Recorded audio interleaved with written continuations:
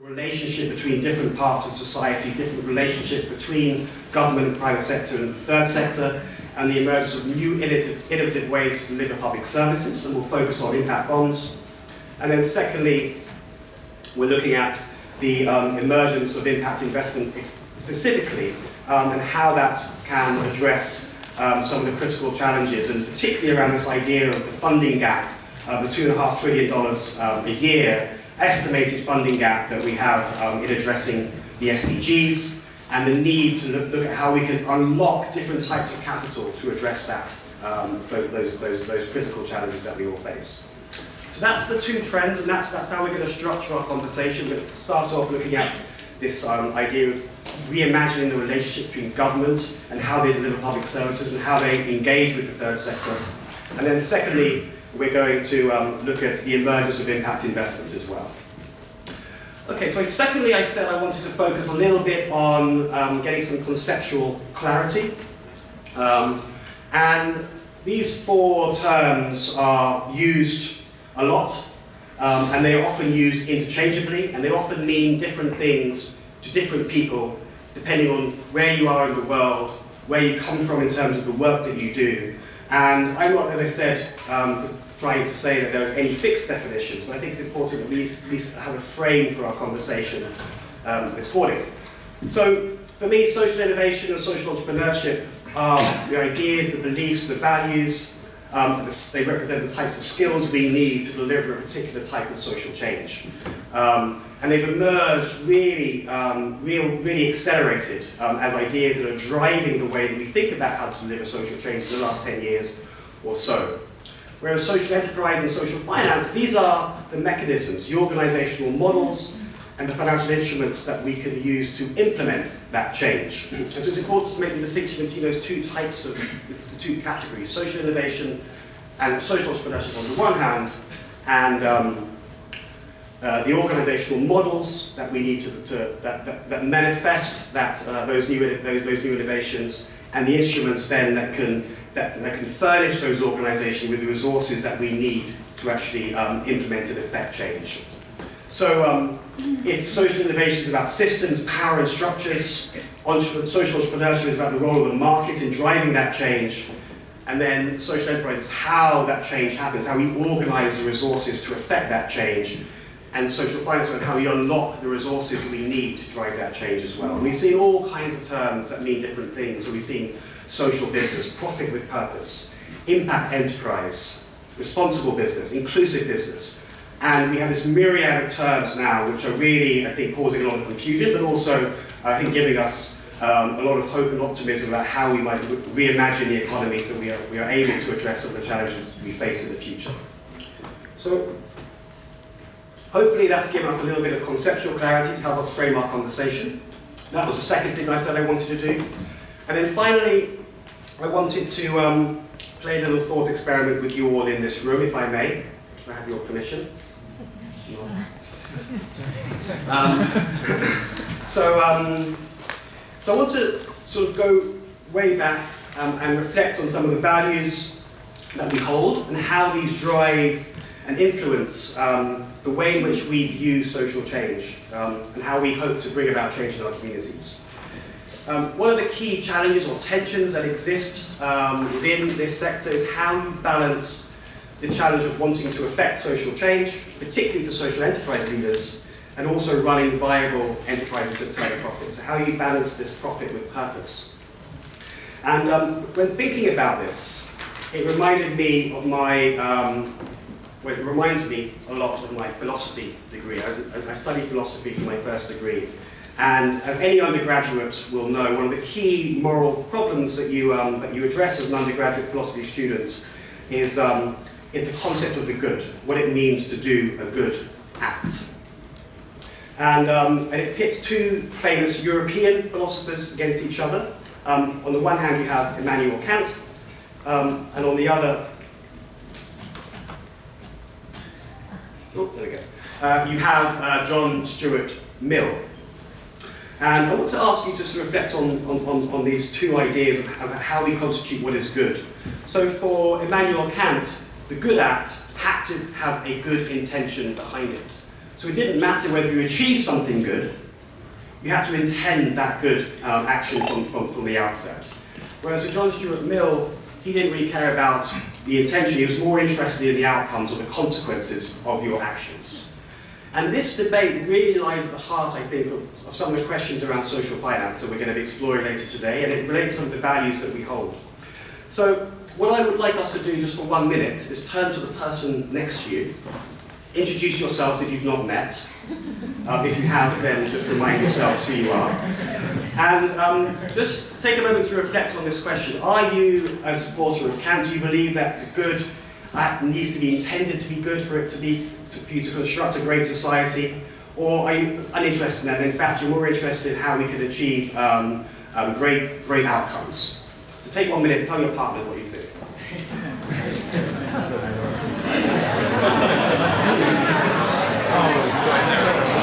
So it's a bit of hope, right? That's the thing.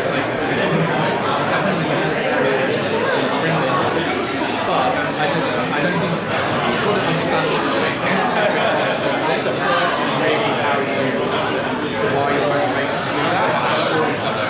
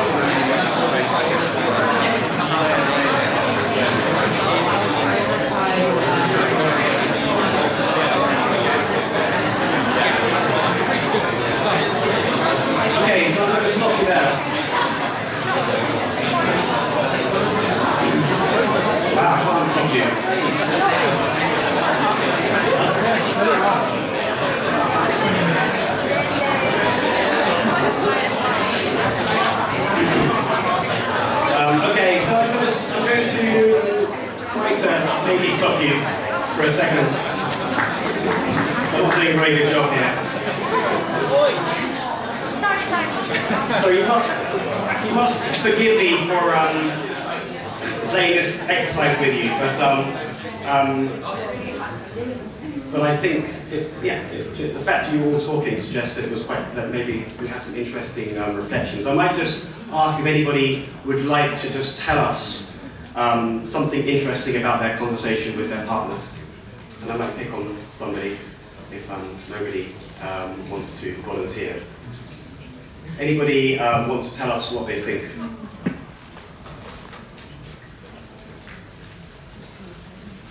I'll pick on somebody I know.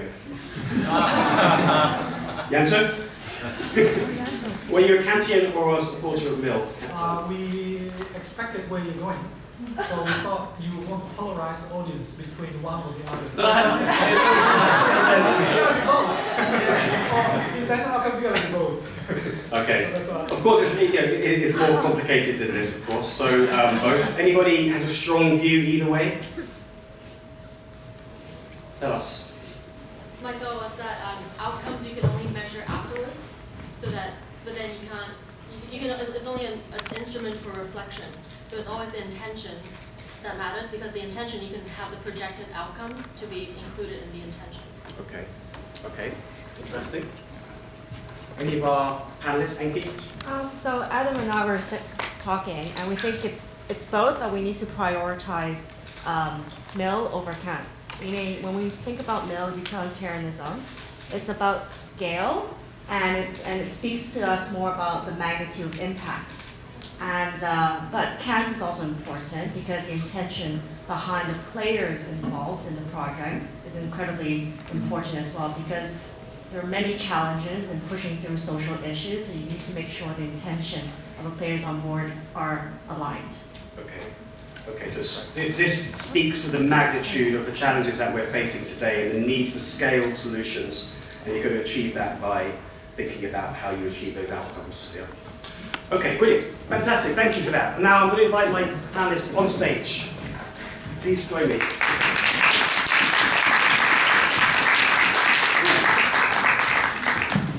Okay, so let me just briefly introduce them. So to my right, now I know your first name, but I can pronounce your second name. Don't worry about We have that. Maya ZISWILER, who is the head of innovation finance at the UBS Optimus Foundation. Next to Maya, we have Chih Hoong SIN, who is director of innovation and social investment at the Traverse, and you'll tell us what that means, I hope. It was formerly the Office for Public Management. And then next to Chih Hoong, we have Adam Kyberd, who is the director of investment and innovation at the Young Foundation in the UK. That's right? That's right. Excellent. Okay, so let's begin then. As I said in my introduction, we're going to start off with a focus on this first theme about how we reimagine the relationship between government and how we deliver public services, but with a particular focus on social impact bonds. And I'm going to start with Maya, who's kindly agreed to, first of all, tell us what a social impact bond is. So she's going to do that first of all, and then I'm going to ask her to really explore why it is that this trend has emerged, what you're seeing in this field of social impact bonds, and are they the solution to the challenges that we face? So we'll start off there. Sure. I'll just put the slide on for you. Yeah, thank you. Can you hear me? Great. So, what is an impact bond? Like this, yes, great. So first of all, it's not a bond. So contrarily to what it has in the name, it is not a bond. It is actually a performance-based contract where an investor provides upfront working capital to an organization, an NGO usually, to deliver a service. So I'll give you a concrete example. An NGO that will enroll girls into school and make sure that children are learning. If and only if that organization delivers those pre-agreed outcomes, will another funder, an outcome funder, usually a government, in some cases a donor or philanthropy, will pay back the investor plus a return, and that will be dependent on the extent to which the outcomes are achieved. So it's not an all or nothing, it's if the organization delivered X, or it was able to enroll X number of girls and reach a certain level of learning, then the outcome payer will then pay back. So that's just a little bit of a brief explanation so that we're all on the same page in terms of what an impact bond is. In terms of the state of the market and where we are with the impact bonds market, so to date there are about 170 impact bonds that have been launched. It's about $400 million in size, so it's still relatively small if you think about the global financial market, but it's been growing steadily. So there's been more investment in impact bonds in the past 18 months than since its inception in the past 7 years. So small but growing steadily. And if we look at if the growth that we've seen in the past years continues, we would expect the market to be about $2 billion by 2023. So, definitely potential for it to be quite large. But why impact bonds and why was this whole concept brought about? So it has different advantages for different players that are involved. So if you think about it from an investor perspective, it gives the investor the opportunity to have not only a financial return, but also a social return. And the financial return is actually directly linked to the social impact that is achieved. So it's uncorrelated to financial markets. From an outcome funder's perspective and a donor perspective, they pay if and only if the results are achieved, so they're not taking any financial risk. From an implementer's perspective, it's actually flexible working capital, where we're not telling them up front, you need to train 20 teachers. But we're saying, test and innovate and see what are the right types of mechanisms that you can use so that you can then actually improve learning. So flexibility on the implementer side, the social and financial return on the investor side, and on the outcome funder side, the governance side, we pay only if the results are achieved. And that's a big paradigm shift for a government or a donor, because usually what governments do is they pay for activities, right? They will pay upfront for something, for a service to be delivered, regardless of whether or not there is a result at the end. So it's a real paradigm shift in terms of how a government procures services. I'll stop there for now, but we can continue the conversation. Okay, thank you. So, Chih Hoong, coming to you now. So we heard about some of the positive innovations that impact bonds can deliver. So we heard about how it encourages innovation and how it transfers the risk away from government in delivering that social outcome potentially. Chih Hoong, thinking back to our Canton Mill conversation earlier on, are those positive drivers the ones that are really driving government to do this, or is it actually part of a neoliberal conspiracy to reduce the size of the state and to focus on cost reduction in delivering public services? I think it's really mixed. I think if you look at the published literature on social impact bonds, you do see a very strong narrative that social impact bonds are basically an instrument that serves a neoliberal agenda, so shrinking the state, marketizing of public services, etc., etc. And the UK, for those of you who don't know, the UK was the first country in the world to introduce a social impact bond, and that was in 2010. But people forget that actually it was under the previous Labour government that the idea of a social impact bond was first initiated, so under the former Prime Minister Gordon Brown. And actually the intention behind that was really to use social impact bonds as a vehicle for collaboration, for bringing people together, to transform those relationships, release the synergies, and critically, it's about enabling social sector organizations to enter into delivery models that have a very strong outcome focus. But fortunately or unfortunately, the first impact bond came live when the government changed. So people then associated it with the public spending cuts, the austerity in England, and certainly that seems to be the orthodoxy. So when I conducted a survey of all local authorities in England last year, and I asked people about what types of outcomes they're paying for, their rationale for paying for outcomes, about 4/5 of local authorities say they're paying for outcomes that are about reducing public spending. And that's interesting because then I've been supporting social impact bond work in Japan, and I've been able to go back to the UK and say, look guys, we say we are doing social impact bonds because we want to reduce spend, because we've got a national debt that's what, 87–88% of GDP? Well, Japan are doing social impact bonds now, and they're actually using social impact bonds to improve well-being of the citizens, even if it costs the state more in the short term. And they've got a national debt 283% of GDP. So I think it's a more convoluted picture than that. And also when it comes to this Canton Mill thing, it is also unfortunate that there are some social impact bonds where they pay for things that aren't really outcomes, that there are more outputs and even inputs. And I can't say enough that if we are really trying to use this innovation to drive outcomes, we've got to let go of that obsession that sometimes the public sector have, that we are still buying activities, we're still buying how many people you're serving, and so we're paying for inputs, we're paying for outputs. It really shouldn't be like that, because if you're going to pay for that, don't do a social impact bond. Okay, thank you. Okay, good. So we've heard some of the positive reasons why social impact bonds have potential to really be a game changer in how public services are delivered. We've heard some of the more skeptical and an interesting story about how that emerged in the UK. Adam, perhaps we can come to you now, and as well as your general reflections on what you've heard so far, perhaps you can talk about some of the specific projects that you were involved with and how that might have influenced or changed the way that those services were provided through your work at the Young Foundation. Yeah, sure. No, and I agree with everything that's been said. I think specifically actually, so we worked a lot in homelessness, and I was talking a little bit earlier about one of our homelessness contracts.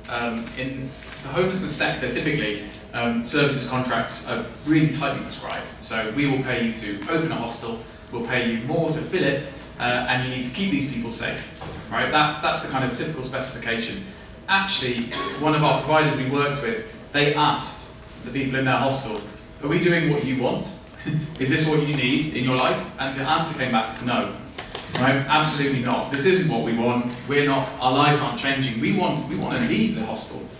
we want to get jobs. We want to move on in our lives. But your services don't help us. And that was kind of this sort of terrible moment for this charity when they're saying we've been operating for 20 years and actually people don't like what we do. And so they completely redesigned their services, and we worked with them to develop an outcomes contract. So in that outcomes contract, we were paid for getting people into accommodation, for sustaining them for 3, 6, 12, 18 months, and then getting them into employment after that. And because the focus totally shifted away from the tightly prescribed things that they had to do, that allowed them to just operate differently and really change and really follow what their beneficiaries wanted in terms of the services. So a very specific example, in their old contracts, working with young people, they had to meet with each young person once a week for 30 minutes. And if the young person didn't come, then they got dropped off the program. And they could maybe call them for 2 or 3 weeks, and if they didn't respond, they got dropped, and they never saw them again.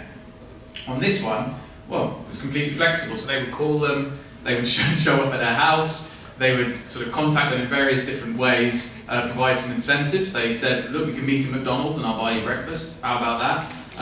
And their engagement rates grew dramatically. And so, one example, one very small change that meant that people stayed engaged with the program. Then also because they were flexible, they were saying, look, there's something about getting young people to work together to get into employment and like a peer support thing.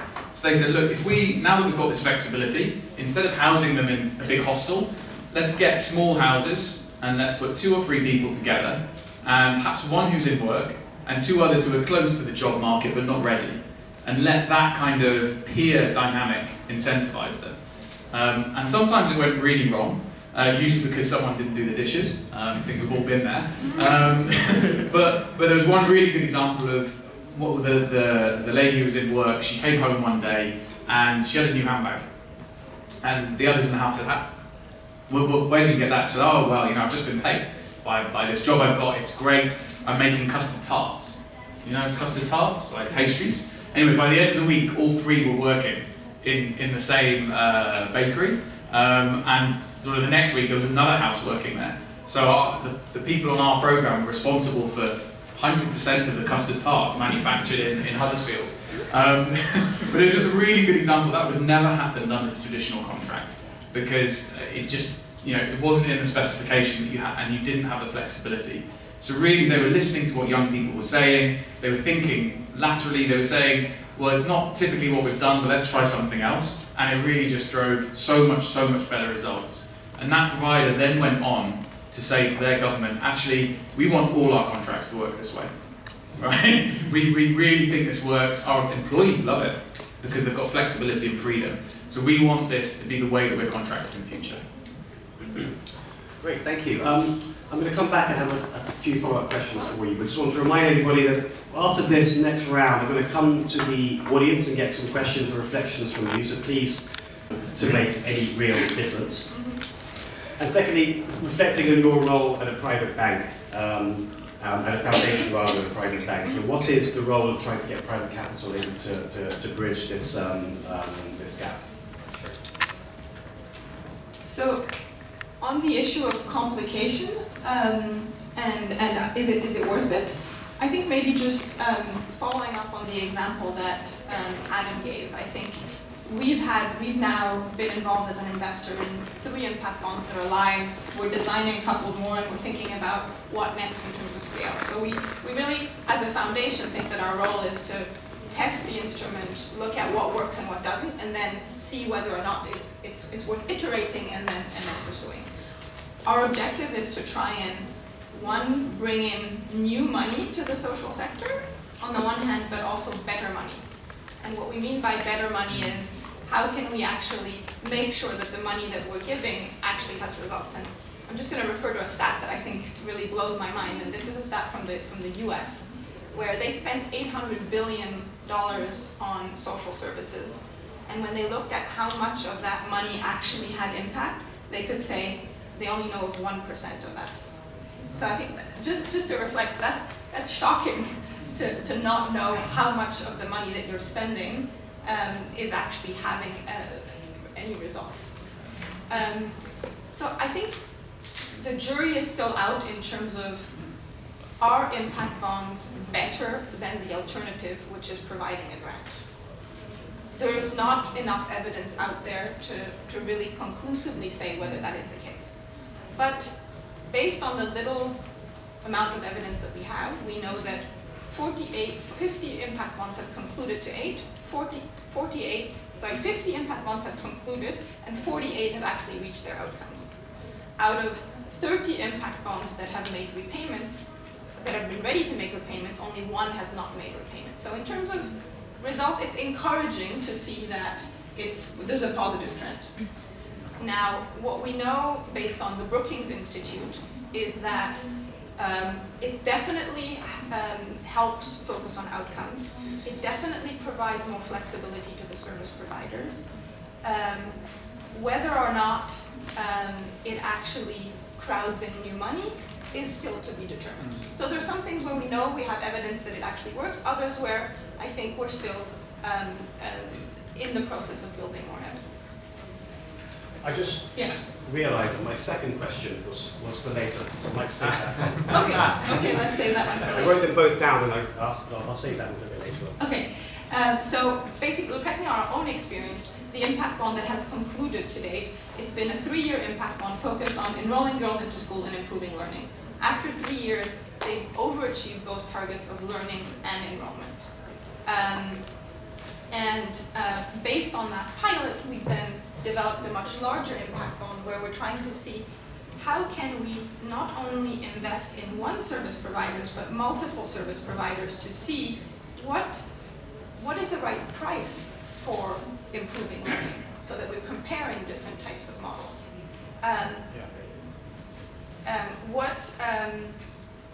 How can we think about using an evaluation that is reflective of also the government's assessment, so that ultimately it's the government that comes in and pays for outcomes. And unlike the UK example, the example that I'm talking about is an NGO in India, where in India the government wasn't actually paying for outcomes. It was a foundation or a donor government that was playing that role, so that it gets to a transition to government when the government is ready to be able to pay for outcomes. I think in terms of what's next, is it too small? The individual impact bonds have been too small.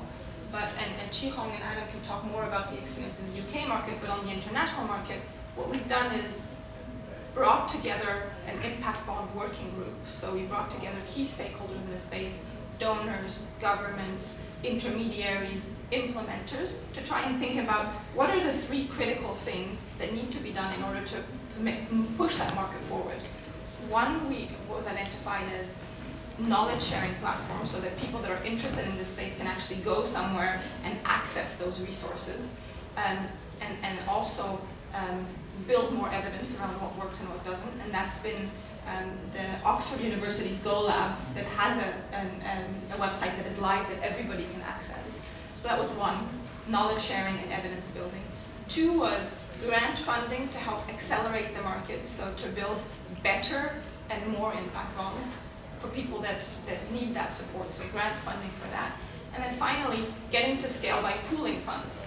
So on the outcome funding side, the World Bank, the UK's DFID, the French government are pooling funding so that there is an amount of money that is available that doesn't require these individual small bespoke contracts. And then on the investment side, the UBS Optimus Foundation, along with our colleagues from UBS Asset Management, is putting together an investment fund that will invest in a portfolio of impact bonds, blending different types of funding so that it's also attractive not only for social and philanthropic investors, but also to try and crowd in commercial investors.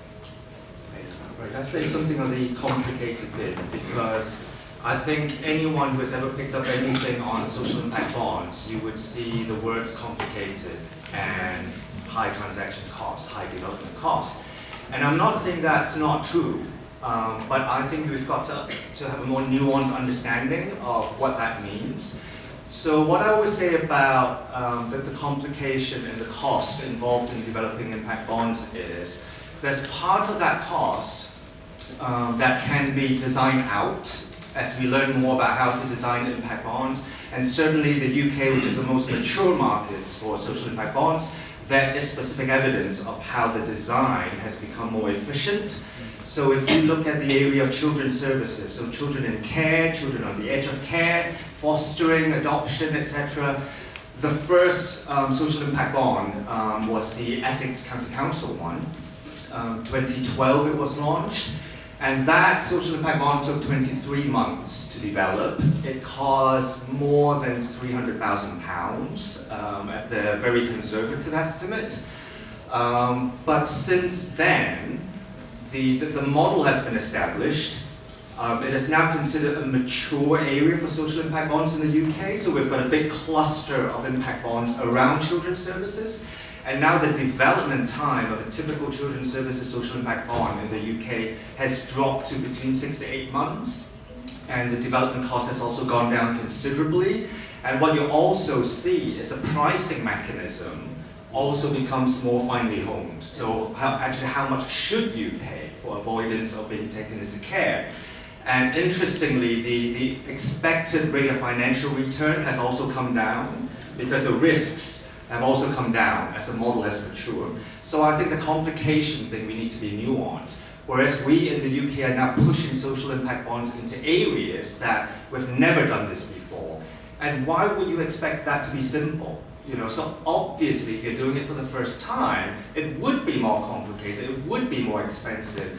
And let's face it, social impact bonds are always done on really wicked social problems. These are really entrenched social problems where you have tried so many other things for decades and it didn't work. So why did we think it was going to be any easier? You know, just because you do it through a social impact bond. So I think let's be fair here. You're tackling a very complex social issue. And the last thing about cost is there's a school of thought that says some of the cost for developing impact bonds are high because basically we are backfilling the system deficit. The system, as we know it, doesn't measure outcomes. We have very poor baseline in understanding outcomes, etc. So when you're trying to do something very different, actually a lot of that financing and capital from private sector is going towards backfilling a lot of the system and data deficit in the wider system, especially the public sector. So I think, you know, we just have to be quite careful about how we look at the issue of cost. And I think one of the rigors of a social impact bond is its transparency and its really, really strict data requirements. Because of that, it flushes out everything. So whenever a government says to me, oh, it's so expensive doing a social impact bond, I would say to, you know, like a local authority in England, yeah, but do you do health and social care integration? Which of course they do, because they have to do it, it's statutory now. And I said, how much do you actually spend doing health and social care integration? The figure is a lot more than what they spend on doing social impact bonds. But health and social care integration is just done as business as normal. So they don't even look at the cost of doing business as normal. They just look at the cost of doing something different. So I think there are lots of blind spots and lots of misunderstanding in terms of how we look at the issue of cost and complexity.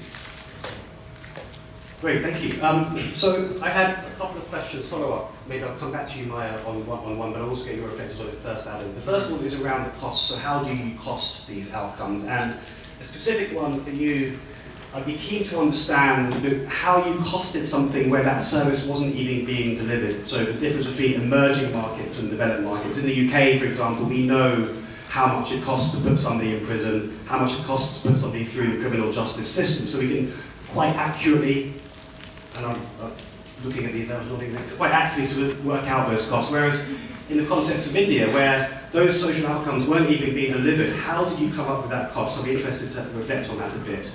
But Adam, perhaps perhaps I can ask you just to focus a bit more on some of the issues, particularly that cities are facing. So Hong Kong, housing, aging societies, integration of health and social care, how you provide that services.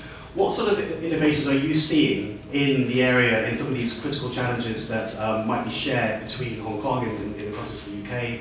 I'm thinking of housing, I'm thinking of education, skills as well, and what role do you think impact funds can play in those, in addressing those issues? And then I have an additional question for all of you, which is, government innovation is hard. How have you persuaded government that this is a good idea? Who has taken the lead in instigating this? And what advice would you have for people who are trying to persuade governments in other countries that this is a good idea as well? Sure. Okay. Yeah, we'll sort of. Maybe we've got an hour or so. So on the cost question, I think just to really re-emphasise Chih Hoong's point around these are really tough problems and a solution is not easy.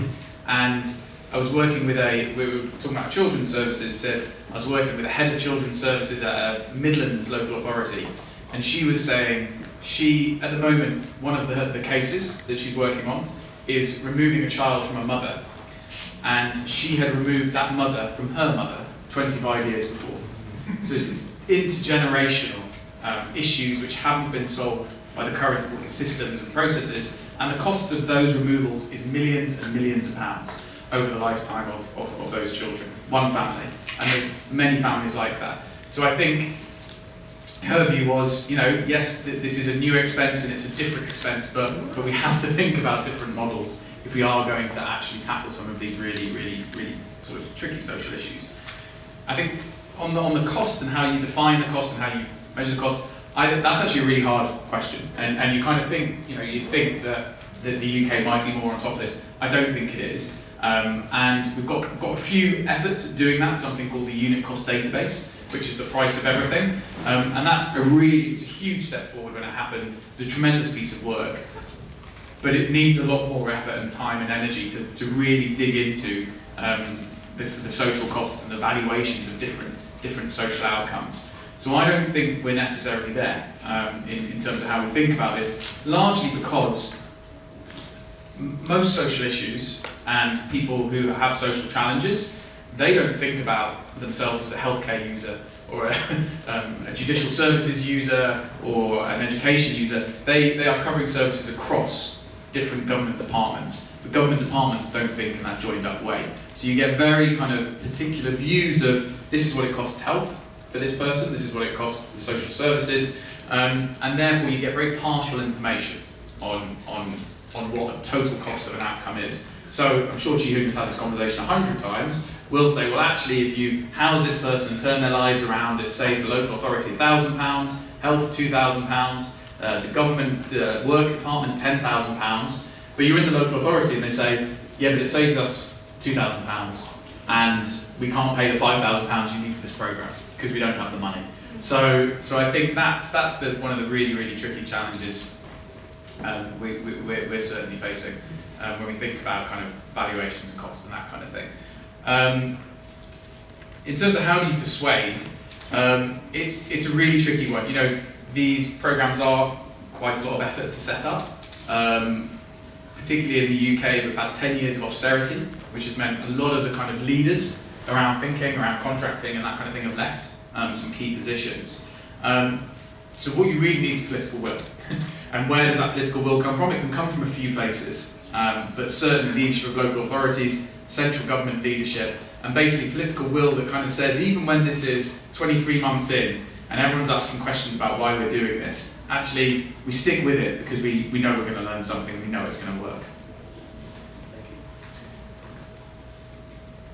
So maybe following on to your comments around how to persuade governments, I think political will is absolutely the number one piece. I think it's tough because often government bureaucrats are incentivized to spend their money, to spend all their money, rather than to only spend it if outcomes are achieved, right? So it's going beyond the bureaucracy and going to the political will. But I think, and maybe reflecting back on the question around how do we link it back to Hong Kong? In Hong Kong, there is a political will around thinking about how do you procure services differently? How do you think about paying for outcomes? And we're actually in conversations with the SIE fund around setting up a pay-for-success mechanism in the education space. So thinking about how do you use education, in this particular example, it's English as a second language or Chinese as a second language, not for the fact of learning the language, but as a tool to try and help improve social mobility, improve access to employment, improve integration. So I think absolutely that political will level is critical. But it's also thinking about how do you engage government both from top down but also from bottom up. So how do you make sure that those government bureaucrats also see that there is some positive outcomes for them as well? How do you make it easier for them to change the way that you can deploy your budget?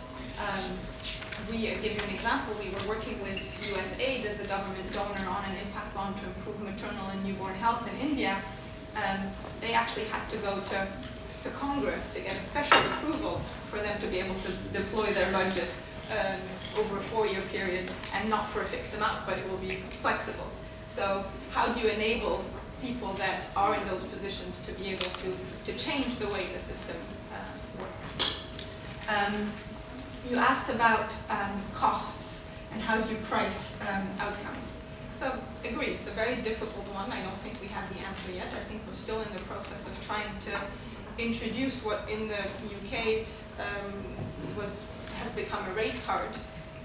So I was mentioning we are supporting an impact bond in education where we're looking at not supporting only one organization but several implementation models in the education space. One is about teacher training, the other one is a leadership model, the other one is remedial education. So very different models, but ultimately what we want is to see which of those models is successful in improving learning and how is it successful.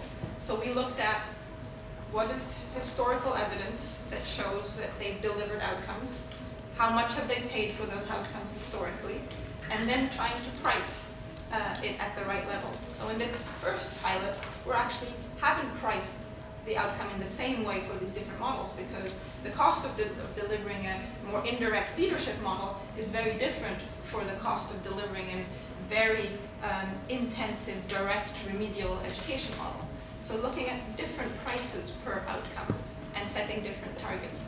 That is in a first step to try and get to a standardized rate card of the price that you pay for a unit of learning. Okay, thank you. I think the pricing of outcomes is, every country faces the same challenge wherever I work, regardless of whether you're doing an impact bond or if you could just be doing, regular outcomes commissioning. And I think the public sector is still not very good in terms of how it thinks about pricing and payment in general anyway. What's the criteria that the public sector uses to make purchasing decisions? So quite often, public sector goes by a procurement that's about lowest unit costs. And we're not good about actually procurement and commissioning should be about securing better value. What does that look like? And these days, what does better value look like in the context of social value? How do you do procurement and commissioning that shifts the focus about the decision-making and assessment away from, oh, you win this contract because you have the cheapest cost, the cheapest unit cost. To us, is that really meaningful, especially when you're talking about an outcomes contract? What is the value of that social outcome to you as a government, to the society here in this country? The value is more than what the pricing would indicate, and therefore we need to have a more nuanced approach to how we look at, how we award these contracts, how we look at the issues of cost versus benefits. In terms of how do we speak to government, how do we incentivize them to come forward? It's really interesting because when I was I've been supporting Japan now for 6 years, initially just to take them on that early journey about should we do this, how do we do this, is there a particular Japanese model to that? And Japan was obviously on the Social Impact Investment Task Force, so the government said, let's do this, we're really interested in doing that. So there is, in a sense, political will there, there's political interest, but actually nothing happened for the first 3 years that I was working with them. And I had to say to the government there, you need to recognize that government can play different roles in this ecosystem. So there's something about leadership, but if you look at the UK model and the UK government's role in stimulating the growth of the ecosystem, they play a very large number of roles. So Adam, you talked about the unit cost database. So government invested in that. So they invested in the evidence, they made the evidence available. Government also enacted legislation. So we have the social investment tax relief, where individual social investors can get 30% tax rebate on their investment into social causes. We've got investment in infrastructure, like the Government Outcomes Lab that Maya mentioned. That's to accelerate, the development. We invested in setting up intermediaries, accelerators, etc. So I said to the Japanese government, just expressing political will as a narrative is not sufficient. You've got to make it tangible to your local ecosystem. So they then went and passed the dormant assets legislation, copying Britain. So they made money available. And once that happened, the law was passed in December 2 years ago now, or a year and a half ago. And I cannot tell you how quickly the ecosystem moved. Okay?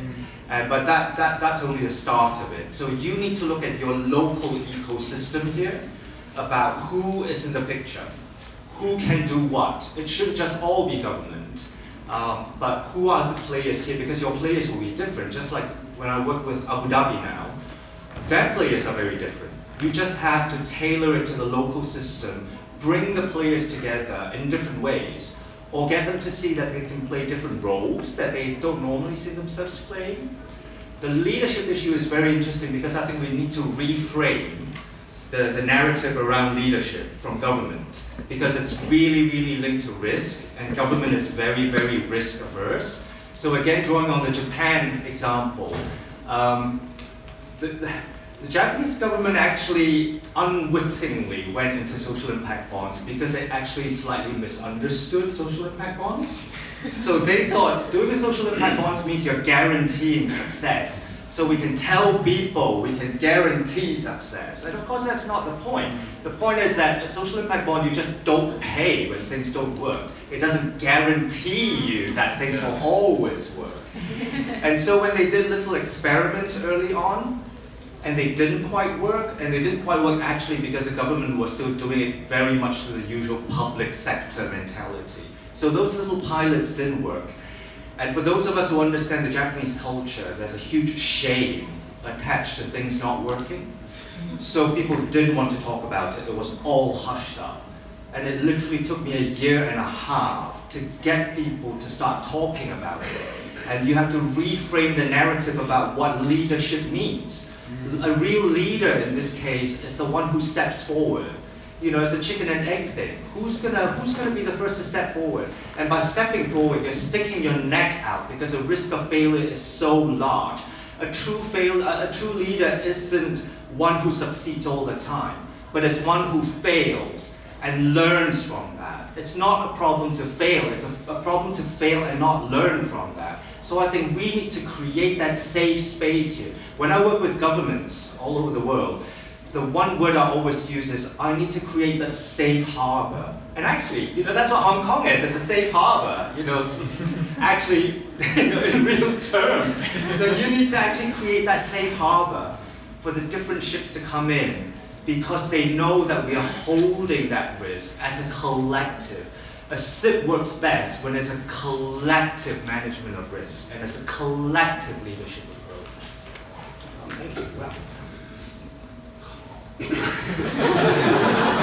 Rallying call there for the cause of social impact bonds. I think that's a perfect moment to perhaps ask the audience for some reflections or questions you might have for our panelists. So I'll open the floor now. Ollie, there's a question there. I'll take a few. So Yanzo, is there a mic for them, or? Oh, wonderful, excellent. So there's one just here as well. So we'll take three. Any more? One at the back, 4. Okay, brilliant. We'll take these 4 and then we'll come back to our panelists. Hi, my question is... Can I just ask you to introduce yourself as well and tell us who you are? Okay, sure. Hi, I'm Bonnie Chu. I run the social investment consultancy, so advises on kind of impact investing. And a question I have is contextualizing this conversation a little bit. I think kind of, Tristan, you had a good point, kind of framing some of the innovations around kind of government and rethinking their role in public-private partnerships. But what I'm not getting is I feel we jump then straight to social impact bond as the answer. So I would like to hear a bit of that thought process. Is it that the wider impact investing landscape is only very focusing on private investors and social impact bond is the only proven way to engage government? So I guess I just want to hear a bit about that. The second question is also interrogating the assumption around funding, that social impact bond is funding really wicked problems and solutions to wicked problems. Most of the implementing agencies need so much track record in order to be eligible to be in the race for social impact bonds. And while the theoretical success of social impact bond is that you're funding outcomes so people can pivot during implementation to not just stick to those solutions, can you actually give some concrete examples where that has really worked out? Because what I'm not hearing as much is really how we're funding innovations as part of social impact bond and not just people who raise funds successfully in private market or from philanthropy anyway. Yeah, so that 2 questions, thank you. Okay. Question for Yanta? Hello, Yanto Chandra from Hong Kong Polytechnic University. I enjoyed the conversation. So essentially, social impact bond is a contract, right? So contract, by definition, is something that has a period of validity. So unlike marriage, which is a covenant, if you agree with me, it can be forever. As a contract, you have a certain period. So the common questions that arise from all of this contract is, what happens after the end of that contract? What happens to these young offenders who are you trying to intervene and help, or the children that you're trying to enroll in the schools and ensure that they graduate? What happened after 3 or 5 years of this contract? Is there any post-follow-up monitoring? Because as a contract, and the requirements, responsibilities of each different parties will practically stop. So what would have happened to these people after that period? And is there any ways to address this issue? Because otherwise, it is solving a very small part of the problems, and people can. Rest of we have recidivism. People re-engage in crime, and no matter how much you have helped them, they can come back to the prison again and re-offense and those things. Thank you. We've got a question just here.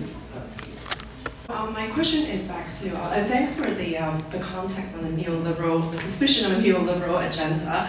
So my question is really about drawing the line between the private sector and the public. When is it when is the ball back to the government, right? So in your experience, how important is it for the investors to know that the policy bureaus, the policy departments of the government will eventually take up the project? So say, for example, in India right now, it is the donor country that is paying for it together with a local foundation, as I understand from you. And in Hong Kong, it is the SIE fund, which is an innovation fund where money is set aside for innovation, so it's not the policy bureau. So I want to know, in your experience, how important it is for investors to know that.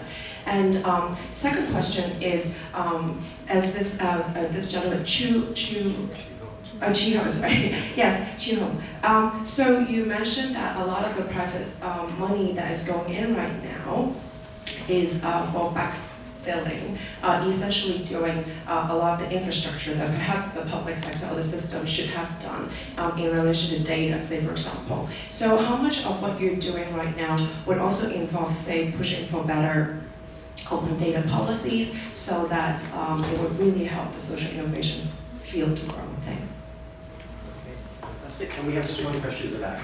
Yeah, hi, I'm Jessica. I'm from a technology company developing system for local implementers and also intermediaries, funders, or even governments to manage data for impact measurement. So actually this topic of social impact bond is one of our next goals that our platform will hope to achieve.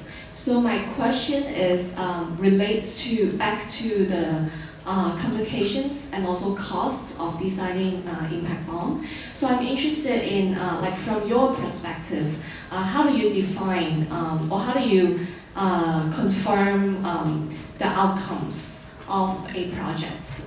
Is there a consensus process, or is that pretty much led by funders or implementers or the outcome buyers? So I would like to know more, like how would you come up with the outcomes and define the outcomes, especially for those not very quantitative kind of outcomes?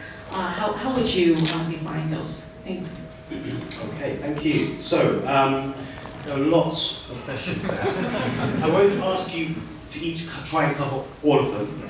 But what I would ask you to do is to maybe reflect on one or two that you think you might have an answer to or that you like the best. And I have attempted to write them down here, but I won't paraphrase them now. But if we need any clarity, we can perhaps come back to the audience and ask for some clarity as well. But Maya, perhaps I can begin with you. So one of the questions was, is the success of impact bonds linked to the fact that you're only funding organizations that have a proven track record, and has there been any evidence of impact bonds funding innovation? So I'll give you the example of Educate Girls, which is the NGO that we funded in India. Educate Girls is a grassroots NGO, not a huge international NGO. Yes, it did have a certain track record of being able to deliver outcomes, but as we set the targets over the 3-year period, at the end of the first year, they were way behind the target. They were actually only achieving 20% of the target. Year 2, they were about at 50% of the target. So we were actually quite concerned that at the end of the 3-year periods, they wouldn't be able to achieve the target that were set.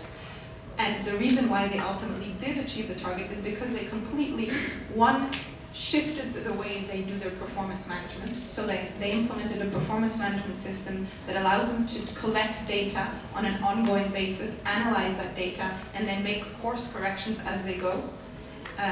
Very simple example. They were realizing that in some schools, they weren't progressing in terms of the English learning outcomes. And what they finally realized is that in that school, the teacher was not comfortable teaching English. His English level wasn't good enough. So what they went back and did is retrain that particular teacher on the English skills. Or another example was, initially they had allocated the same number of staff per school, but then realized that in these particular hard-to-reach, difficult-to-access schools, they actually needed a different kind of staff and a different and more staff to support. So they reshifted. Versus in traditional grants, you would say, I decide ex ante at the beginning how I will allocate my resources. What this allows to do is, with the performance management system, analyze the data and then shift to what is actually needed. And so what that allowed to do is, at the end of the 3-year period, they actually did overachieve the target. But it was only because of those changes and because of that innovation, they completely revamped their curriculum. The curriculum that they use in school, they started with one curriculum. At the end of the 3 years, it was a completely different curriculum. So, I mean, is there enough evidence to suggest that all impact bonds fund innovation? No, I won't lie to you, that's not true.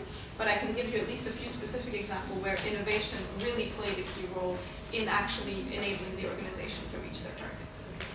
I can try to attempt to answer another question. The role of technology and who confirms whether outcomes are met. So traditionally, in impact bonds, the outcomes are verified by an independent evaluator. So they're the ones that then, at the end of if the targets are set on a yearly basis, at the end of the first year, the end of the second year, the end of the third year, go and evaluate whether those targets have been reached. There is a role for technology in trying to simplify that, and there is a role for technology in also thinking about the contracting. Can you enable smart contracting so that it's not done on an ad hoc and bespoke basis, but actually using technologies like blockchain and others to try and reduce the transaction costs and make it more standardized. So we are in the process of actually piloting an impact bond with the use of blockchain. So we're trying to experiment with different ways to try and incorporate technology to make this simpler. I hope I answered some of those questions. I think as there's a question addressed to me, it would be rude not to answer that question. So the question was about, is there a push therefore for open data policies? Definitely. So, and it takes different forms. So in the UK, we have tons of data. A lot of it is made publicly available, which is actually really good by international standards. But what's not good is the data isn't linked. So it's very hard to track. As Adam was saying, you know, for the person, the service beneficiary, they're not just a health service user, an education user, etc. But so you have all these data sets that are, you know, available from different departments, but you don't know how they may or may not relate to the same person.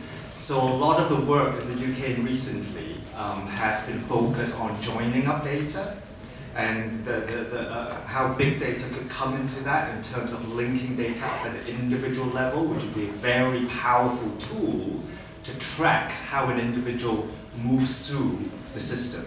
So that's a UK example. In Japan, it is different because, again, the Japanese government has a lot of information, but they do not make it available, which I think is also the case in Hong Kong, where you get things published at a very aggregate level, and that certainly is the case in Japan.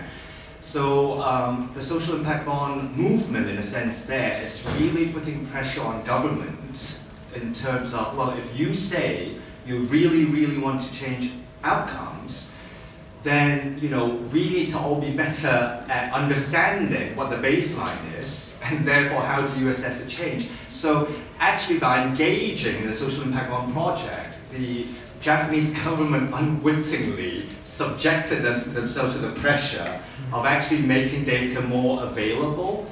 So that's a more top-down approach. But the interesting thing you observe in UK that has relevance for the data issue and data availability issue more widely, and I think this links to the contract issue, is I think there's greater realization these days that SIPs are always going to be what we call incomplete contracts. And initially, the first wave of SIPs, if you looked at the amount of time and energy that went into the contracting, how long each contract looked and how complicated they were, and I evaluated the Essex contract, the Essex SIP, and one of the first things we reported even after year one was that, do you know that because this contract is so complicated, it is imposing indirect cost on all the three players over and above the value of the investment? And why are contracts so complicated? Because everyone thinks you need to get absolutely everything right at the start, because you sign up to it, you're held accountable to it, you cannot change it, and these are long-term contracts. But actually with time, we are learning that, you know, social impact bonds, they are there to tackle longer-term issues. And, you know, with the best information you have at the start, reality is never going to look like that once you get started. So you need to design contracts that can breathe. So you're seeing impact bonds that are designed where they go, okay, based on what we know now, this is a good enough set of metrics. It may not be ultimately the outcomes we want, but we really don't know enough to be any clearer. So let's design an impact bond where for the first 2 years, we measure these proxies. So we build up the evidence base, we build up the logic model, the theories of change, we pay on these triggers that may not be outcomes, but maybe more outputs or intermediate outcomes. And then after year 2, use that evidence from years 1 and 2 to redefine what the next outcome payment trigger should be. So it's an evolving model. So don't think that SIPs nail down everything at the start and don't change. That is certainly no longer true. So we have been using that model, especially in the UK, to drive data. So in contexts where we're now pushing SIPs into areas where we don't have enough data, we don't have enough evidence. So we're using those forms of SIPs to go, okay, so we don't have data either because the data isn't available or isn't accessible. But let's actually use the SIP as a mechanism for driving the evidence. And you actually use the SIP to produce evidence. So the SIP isn't just about the outcomes you ultimately want to achieve. It's also a vehicle for you to plug some of those system gaps. So I think that's quite an interesting model. It's creative. There are risks and risk to capital. So social investors would have a view on that. But I think by and large, there is an appetite to do that in contexts where the data may not be available. Or the data is available, but you don't know, and this links to the interpretation of who scrutinizes the data to trigger payment. There could be very good data, very good quantitative data, but do you really know what it means when that indicator goes up, stays the same, or come down? So the classic example I always give is outcome stars, which is a way of measuring through therapeutic conversation some kind of well-being type improvements. It's numerical, so it's quantitative. So do you pay only when an outcome star score goes up between baseline and follow-up? What about if between baseline and follow-up the score doesn't change? Is that good? Is that bad? So it's not just about the numbers, it's about the interpretation. A lot of professionals would tell us actually just holding that person with such complex needs at the same score and follow-up is an achievement, because without this intervention, they would have regressed. So it's never just about the numbers. If you think impact bonds are only about the numbers, you're wrong. And it's never just about the number that is in the outcome metric that triggers payment. A lot of other things are measured, even if they're not triggering payment. So the Essex bond has one metric that triggers payment, care days avoided, but contractually they collected another 8 metrics that do not trigger payment, but give you a well-rounded picture around what is happening with this child. So they may not be taken into care, but how is their family functioning? How is their mental health? How is their engagement with schools, etc., etc.? Yeah, no, I think just to pick up on that, I think that's absolutely right. And one of my main learnings over the last few years has been, don't let perfect be the enemy of the good. And if you're looking for every single piece of data and information nailed down and everything thought through, you're never going to get it and you're never going to commission this thing. And that's kind of unfair because that's not how you commission your current services. So it's kind of pragmatically, how do you come up with something that a partnership can agree around and then continue to iterate. I'll probably pick up on a couple of the other questions. There's a really interesting question about, it's from an investor perspective, but I think more broadly about the sustainability. And in the UK we've had a lot of specific SIBs doing a specific thing, commissioned by a specific individual organisation dotted around the public infrastructure. And I think that, what that was really useful for was getting started. And then we had a couple of big funds, £10 million, Fair Chance Fund, and then there was another one that was £15 million, and that commissioned SIBs, that commissioned 10 SIBs at once. And it got things started. But the challenge is, okay, so where next? And how do we provide sustainability? How do we get to scale? And I think there's still really big questions about that, actually. These things are still, in the UK, they're still rather fringe, rather marginal. I think for people who work in that sector, that's frustrating because we think they really work. we think they do something totally different in terms of public sector delivery. But until there is a little more central commitment, particularly whether that's money or whether that's kind of political will around saying, actually, outcomes matter. We want you to measure outcomes more and structure your services around that. It's hard to see where the growth is going to come from or where the sustainability is going to come from. So as an investor, you want to see that becoming mainstream. And I think we've got questions at the moment as to how that will become mainstream. Other countries are probably jumping ahead of us in that regard. Particularly some of the Scandinavian countries already have a lot of data, already use outcome measures quite a bit. They are thinking, right, we want to use this as a key way we deliver homelessness services across the country, or children's services across the country. And I think, in the UK it's still a little bit fringe, But I guess for Hong Kong, as you're doing your first SIBs, thinking ahead, okay, how would this become mainstream? What components of this become mainstream?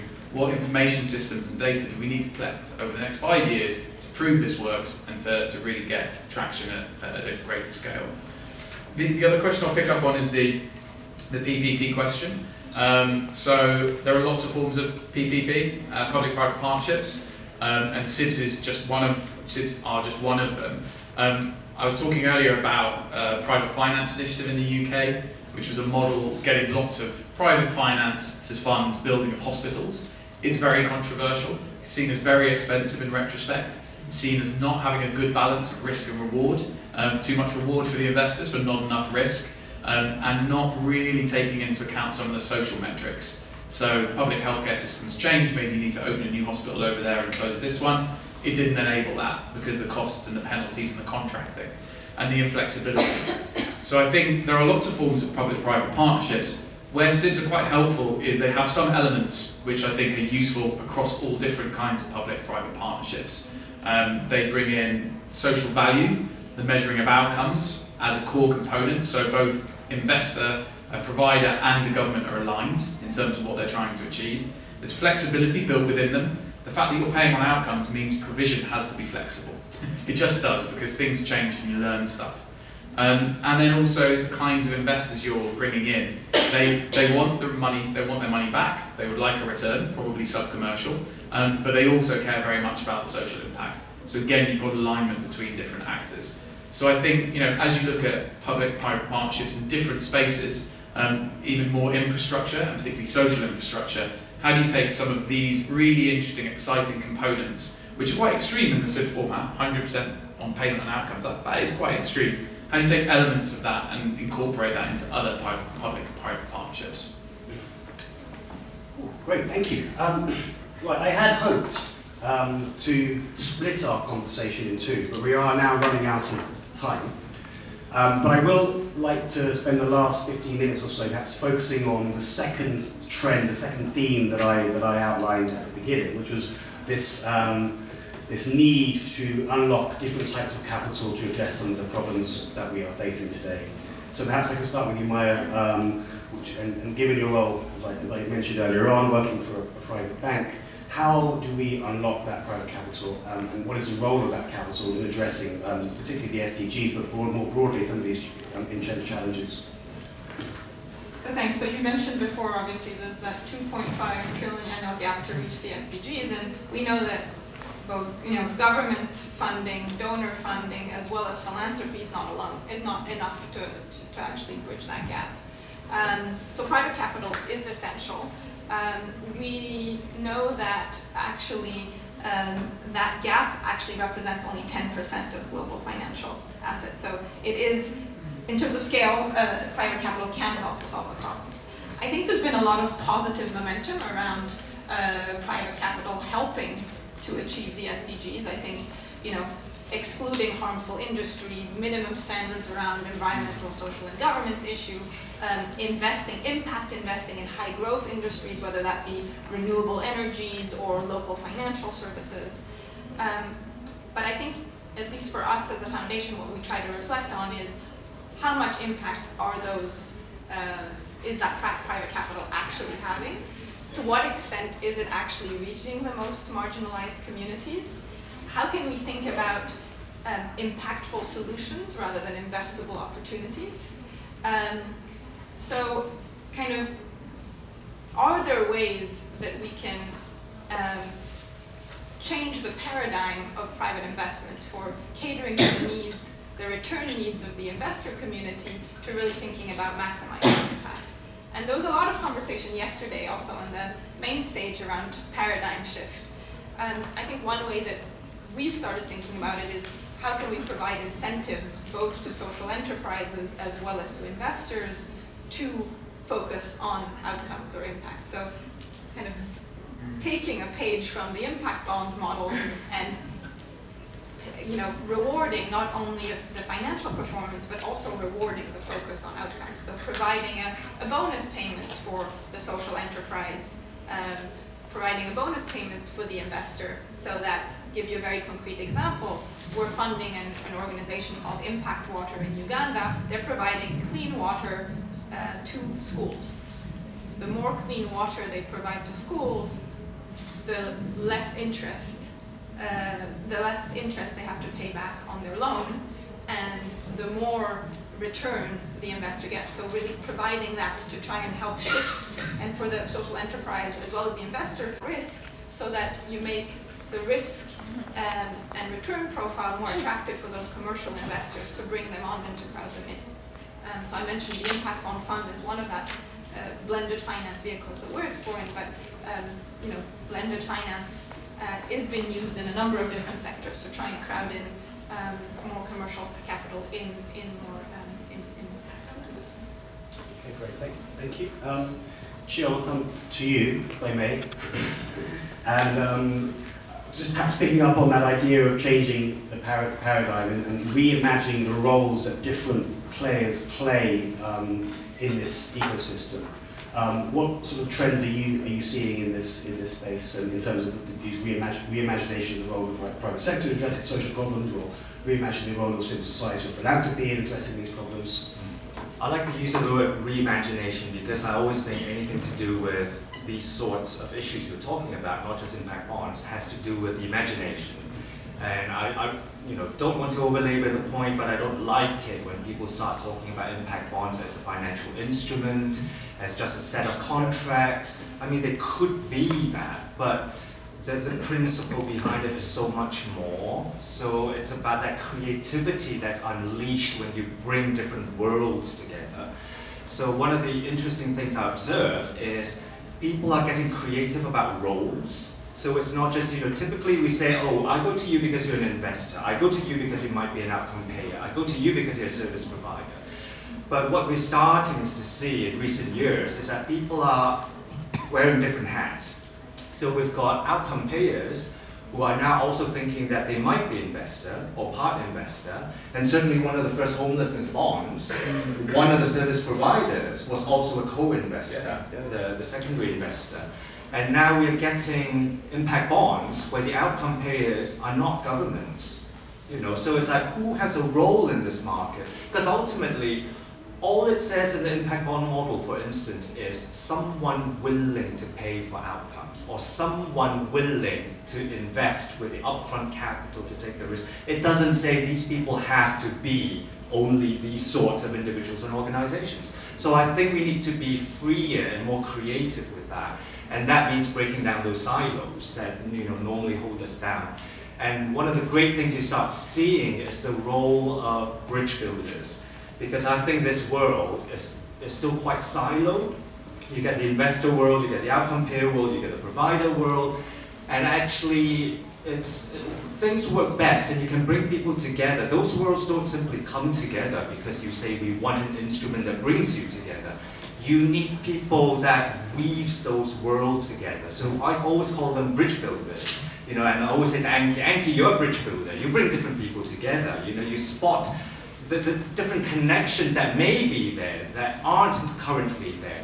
And you put people together, you actually help them build those bridges. You speak their language.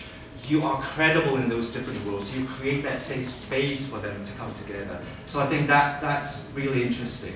In terms of the capital, the financing one, I think in the UK we've certainly learned that our approach in pushing the agenda beyond SIPs, but wider social investment, innovative investment, is that we have prioritized the fund-based models, the institutional models, and actually we are starting to hear the calls from the bottom up, from individual social investors. So now we're trying to bring those two parts of the market together. So what might you think in your local ecosystem that can actually unleash, the individual social investors and giving them some kind of way of coming together? We're running out of time. I'm going to come to you, Adam, but just so that you have a chance to think, so I have one final question for you. So I'll be generous and give you time to think about it. So it is two parts. The first is what do you think is a major trend that we will witness over the next year in the field of social finance?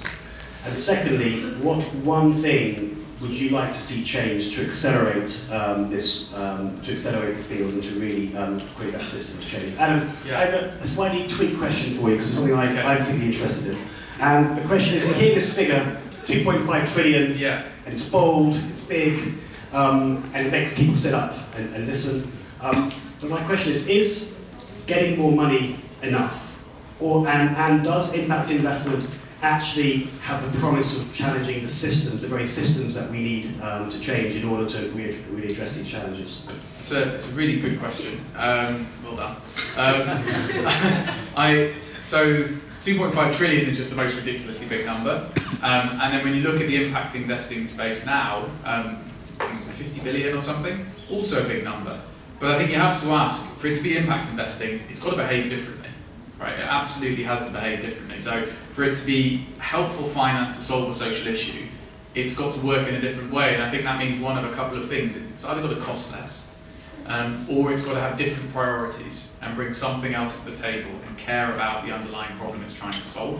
And I think in terms of that question and the kind of scale of finance to drive major social change, I think we've got a lot of work to do.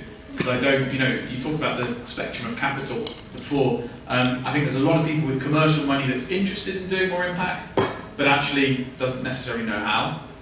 And might invest in things which aren't really, to Maya's point, aren't really driving a fundamental impact. And then quite a lot of people at the other end who are doing philanthropy, who are unsure about how to make that journey towards impact investing as well. So I think to drive real change, we need money that behaves differently and has different priorities.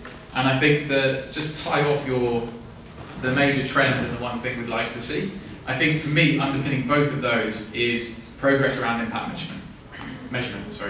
And really, and it's becoming more and more clear to me, everyone measures in a different way.